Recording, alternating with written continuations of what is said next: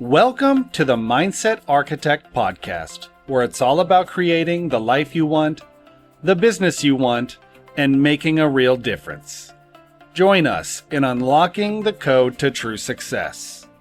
And now your host, Tony Caliendo, Master Coach with Rethink Coaching. Welcome to the Mindset Architect Podcast, episode 133. I'm Tony Caliendo, Executive Coach here at Rethink Coaching. And as always, I want to thank you for sharing your time with me. Time truly is our greatest asset. And the fact that you're willing to share your time with me today truly does mean a great deal. Welcome, welcome, welcome. This week's episode is about habits and how habits can hijack your vision.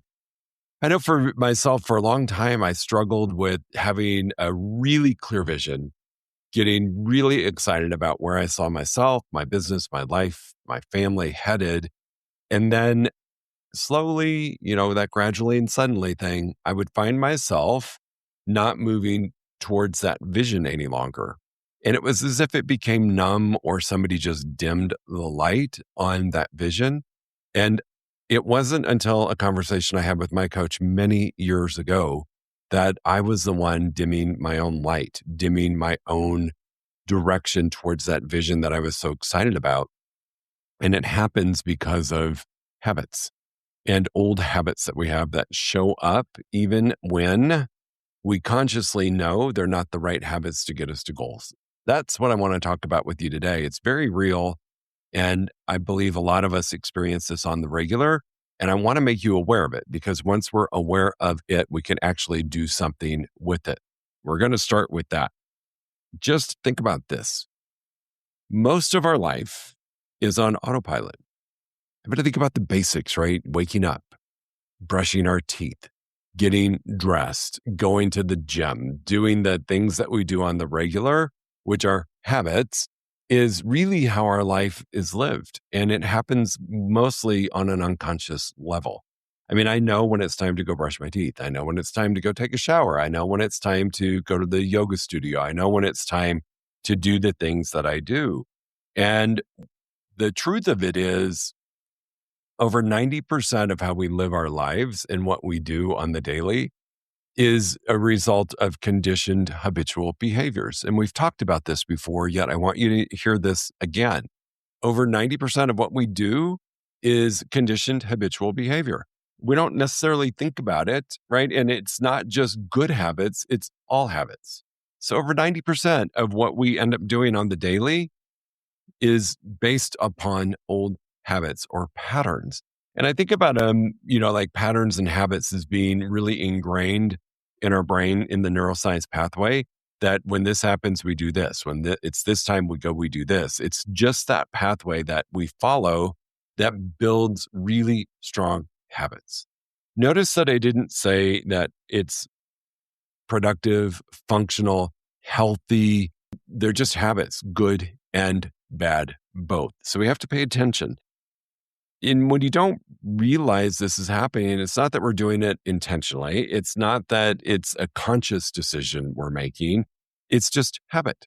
Your brain is truly designed to automate behavior so that it can conserve energy. It's one of the functions of the brain that happens to us on an unconscious level. It wants to conserve energy for other things.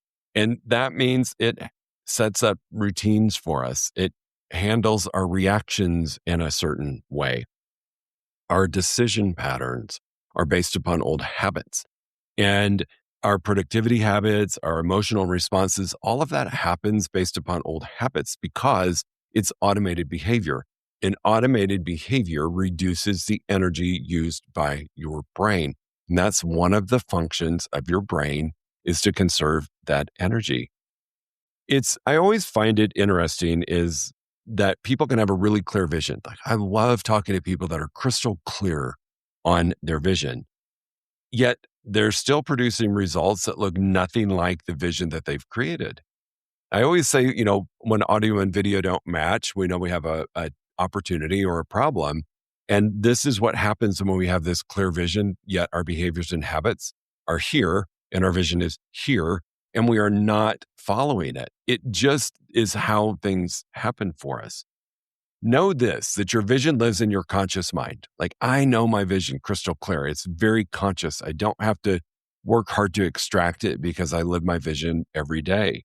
Yet your habits live in your subconscious mind. And the subconscious mind almost always wins. So what does that tell you? If you want a different result, we have to work on the habits because they live in our subconscious. Our vision is very clear, and yet our habits live in that subconscious part. And in order to get a different result, we're going to have to tap into that part of our brain to make some changes just so that you can bring that vision or those goals to life. That's what it's all about. The number two thing for you to consider is that vision alone is not enough. A lot of people think, hey, I've created this vision, right? I think about visions, business plans, mission statements, vision statements, all of that, right? I've got clarity around that. And just because I have clarity around it, my mind's going to know exactly what to do. And while clarity is super, super powerful, clarity without behavioral alignment is just inspiration. I'm going to say that again because it's really important that clarity without behavioral alignment is just inspiration. This is where we get stuck. We get stuck so much of the time. We can hear ourselves saying, gosh, I know what I should be doing and I'm just not doing it. Can't tell you the number of times I've talked to a client or prospective client who knows what to do. They're just not doing it. And it's because they're defaulting to old habits. So knowing what you should be doing is not doing. And the reason's simple. The reason is really simple why we know what to do, yet we don't do it. And that is because when pressure gets built or stress gets built, or we're in an uncomfortable or unfamiliar situation, when your emotions get involved, we default to conditioned behaviors. We default to those habits.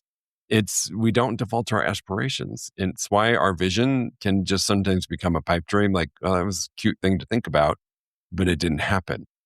I want to connect a couple dots for you. All right. So when things are stressful, when things get difficult, when we're doing something that's uncomfortable, or the emotion part is brought in, which causes your brain to go to conditioned habitual behavior because it's familiar. It's going to reduce the energy it needs to spend. Your brain, remember, we've talked about this. There's that little primitive part of your brain that wants to protect you from failure, from danger. Your brain's going to seduce you into going back to those old habits because it's safe. It knows the outcomes. It knows that you're not going to get harmed. And one of its main functions for us is to keep us out of harm's way. And that's typically when we default to old habits, is when things get uncomfortable or we have some emotion around it. Really, really important to just acknowledge it's a function of the brain. And we're here today to talk about what you can do to be in a little bit more control of that. Don't let your vision become a pipe dream. Keep it alive, keep it really clear, and know that you can get to achieve it. The number three thing, and I want to really talk about this, is stress does activate your old patterns. When things are calm or we're in a space of, flow, if you will, when life gets calm, we can operate with intention because our brain's not looking to protect us. Our brain's not looking for the quickest way to safety. Things are calm. You can look at things differently. You can operate out of intention. That's really, really big. Yet when life gets busy, emotion, uncertain, our nervous system looks for efficiency.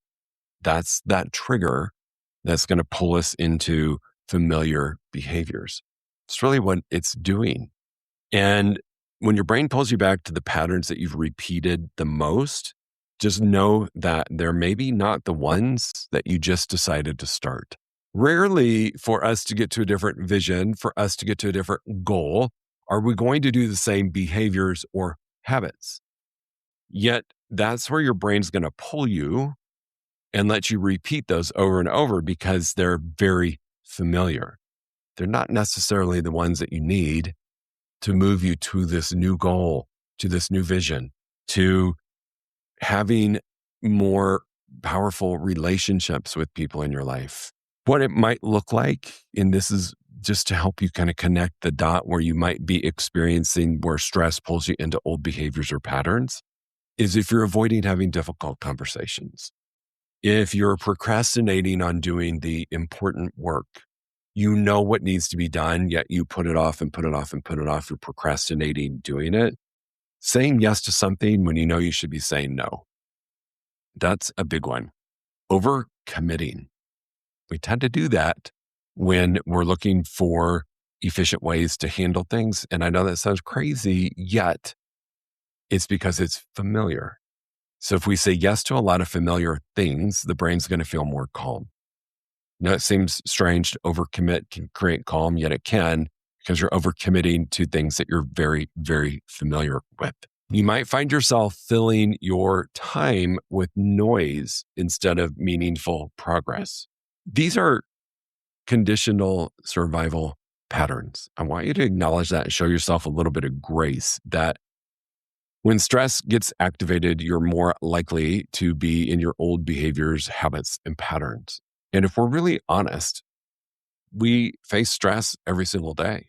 I don't think the majority of us go through a day without having or experiencing some type of stressful moment, stressful experience, stressful thoughts.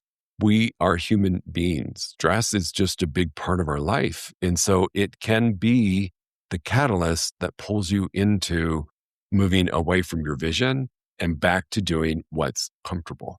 Is it a bad thing?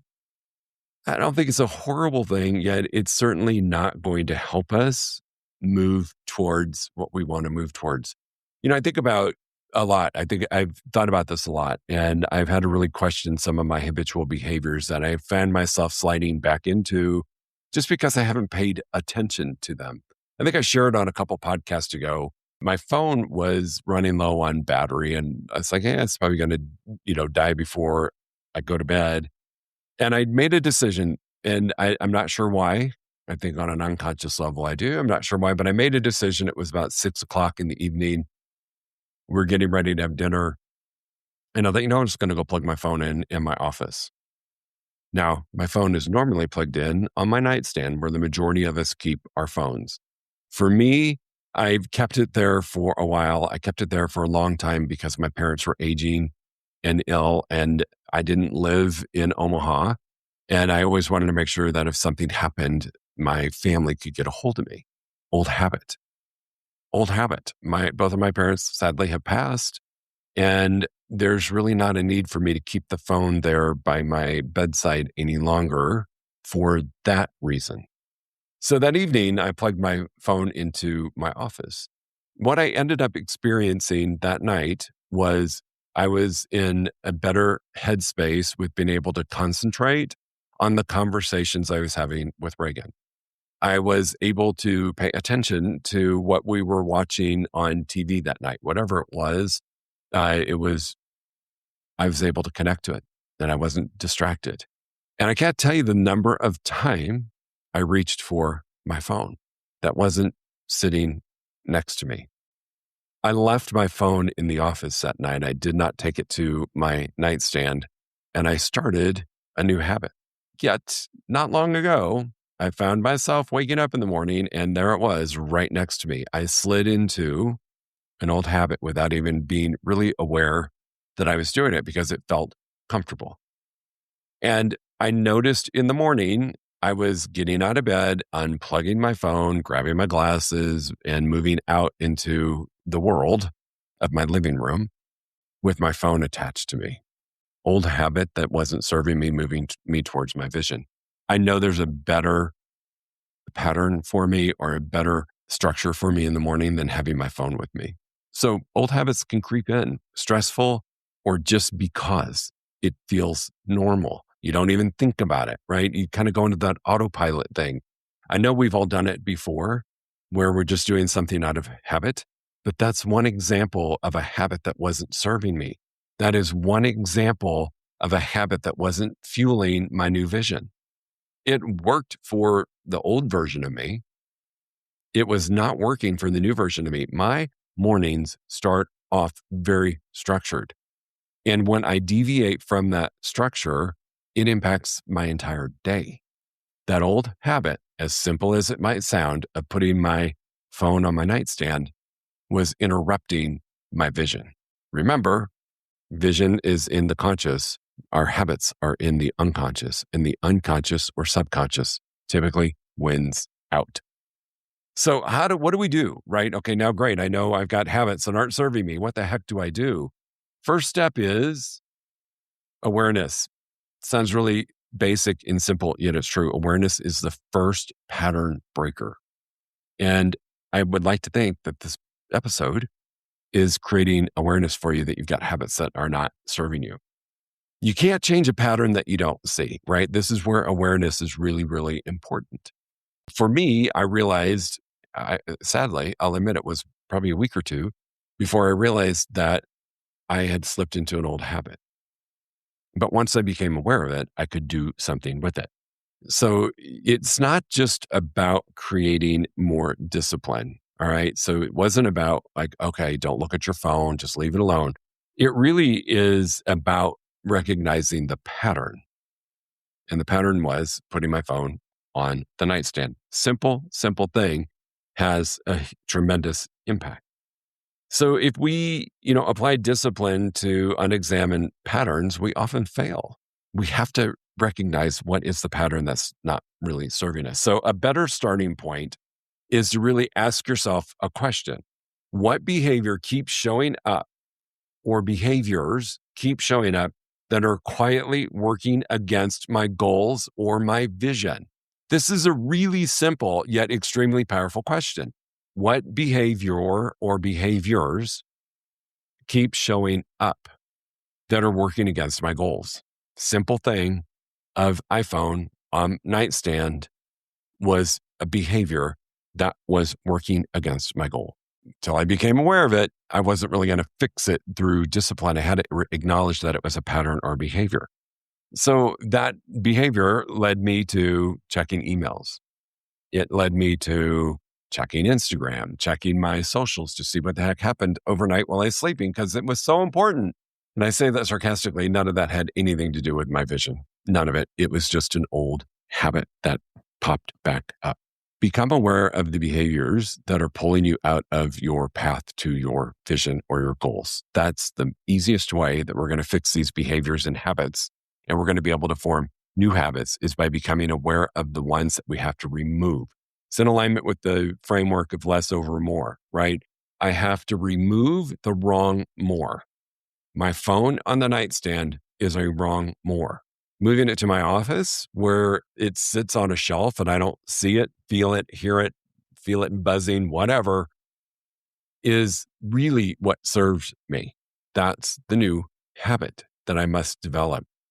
Because the discipline of not looking at it in the morning doesn't work so well because it was there. Yet if I develop a new habit of moving it and leaving it, that's a new behavior, I've got a greater chance of keeping my vision in front of me and moving towards it without the distraction. The other thing that you can do is you can design interruptions to break a habit loop. And this is sometimes what we have to do, because I will tell you, and this is no criticism of smartphones, they have been a great blessing in our lives to stay very connected. Yet for me, I had to come up with interruptions to break the habit of looking at it, constantly looking at it and checking things that really didn't matter. Habits continue because they allow you to follow a predictable cycle. So I want you to think about that. If we're going to interrupt and break a habit loop, you just need to be aware of why you're doing it. What you're doing is it's a predictable cycle. There's a trigger, a behavior, and a reward. That's what's happening in a habit loop, right? There's a trigger, I have a behavior, there's a reward. I wake up, I grab my phone. The reward is checking my emails. The reward is connecting on social media. The reward is distracting me from what's really important of moving me towards that vision. Meditation, prayer, journaling. It's delaying all of that. That was the habit loop that I had to break with the silly smartphone in the morning. So if you want to change the behavior, you got to interrupt the pattern. For me, moving the phone, getting it out of my bedroom. I'm considering a new habit of moving it to a different part of the house. And this may sound really ridiculous to some, yet I do my journaling and my meditation in my office. And when I walk in, I know the phone is on my back credenza. So there's a possibility that I'm going to find a new location in the house to put the phone that is not anywhere where I will be in the morning, because I want to break that habit loop. If I'm journaling and I hear a buzz on my phone, it pulls me out of it. If I hear a notification, whatever it is, or if I think I heard it, it can pull me out of it. So this is a habit loop that is not serving me. So changing my morning routine is one way that I'm going to break that loop. Another way to break a habit loop that's not serving you is scheduling thinking time. And we've talked about this. White space in your calendar is really important. Having strategic thinking time helps you break some of those old habit loops where you're just going through the day without realizing the behaviors that you're executing on. Removing distractions from your environment. Hello, that's my smartphone. That was one of the things that I'm working on. And I believe my next step is putting it in our den where I don't go in the mornings. Blocking time for your highest work value. This is really important. I know that we follow a schedule and we have calendar, yet it's really important that we look at what is my highest value, what is my highest dollar per hour activity that I must be doing today, and becoming really clear on what that is. Small little structural changes create behavioral friction that forces your brain to wake up. It forces your brain not to fall into old habits. It brings it to a space of being aware and awake and committed to moving you towards that new goal or that new vision. You stop operating on autopilot. So those small little changes create behavioral friction, which is what you need to do to wake up your brain. I love this. It's so incredibly simple to wake up our brain. It's just by changing a behavior or habit. It's that simple. For me, moving my smartphone into a different room is creating behavioral friction. I don't have access to it. I would have to intentionally go find it. So it's waking up my brain in a different way that prevents me from sliding back into those old habits. The last thing I want to talk about is building identity habits, not just productivity habits. All right. So there's a difference. A lot of us will try to change our habits by focusing on a task. I want you to think about how can we do this to have lasting change? And lasting change will happen for you when you focus on identity, not just the task. So instead of saying, you know what, I need to work harder, right? That's focusing on a task. What if you asked yourself, who do I need to become for this vision to be inevitable? Who do I need to become for my vision, my goals, my direction to be inevitable, non-negotiable? It will happen when I show up in this matter. A focused leader behaves differently. A disciplined entrepreneur schedules differently. A high performer protects their time differently. Your future isn't built by occasional motivation or discipline. It's built by small, repeated behaviors that reinforce who you are becoming.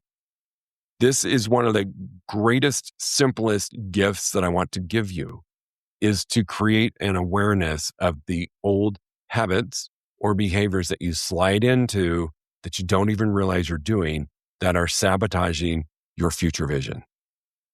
We have to become aware of these in order to change.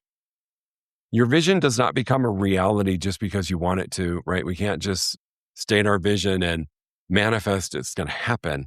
It becomes your reality when your habits begin to support it. This is really important. If you want a different outcome, you're going to need different habits and behaviors. You just are. You're not going to get to somewhere different by doing the same thing. We've got to change.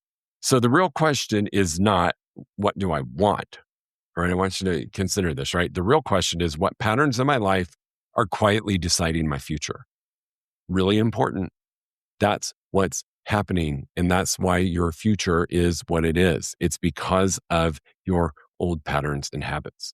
So ask yourself the really powerful question, what patterns in my life are quietly deciding my future? Because once you see them, you can actually change them. This is Really, really important for those of you who are committed to your new vision, your new goals in your business and your life. This is really, really important that you become aware of the patterns and habits that you're actually doing versus the patterns and habits that will bring you to your future. We are just creatures of habit. How many times have you heard that? And we tend to do the same things over and over. I mean, I know people who eat the same lunch every day. I know people who drive the same way to work every day. I know people who wear the same color shirt every day so they don't have to make a decision. Those are habits and behaviors. We have to analyze those to make sure that those are moving us into the right direction. I think about this. If you want to show up differently, like you want to play in a luxury or you want to be in a higher end market or in a different grouping of entrepreneurs or executives, and I am showing up in my old uniform, that's an old habit. That's an old behavior that might be dictating my future. When simply changing an outfit or appearance can create the space for that new future. Pay attention, find out what those patterns are. Really, really important for you, because once you find those old patterns and habits, you can actually make the changes you need to live the life that you intend to live. All right, team, as always, thank you for being here. If you have any questions about this or anything else, please feel free to reach out to me. You know how to get a hold of me. Pretty easy to find on all the social media outlets. And if you just Google me, Tony@rethinkcoaching.com, simplest way to get a hold of me. Go make it a great week. Pay attention to those habits and behaviors. Talk to you soon. If you enjoyed listening to this podcast, you must come check out the Mindset Architect Group Coaching Program. It's our monthly program where we explore the power of your mindset, help you identify what you truly want in business and life, and then help you reach those goals. Come check us out at rethinkcoaching.com/group-program. That's rethinkcoaching.com/group-program. We'll see you there.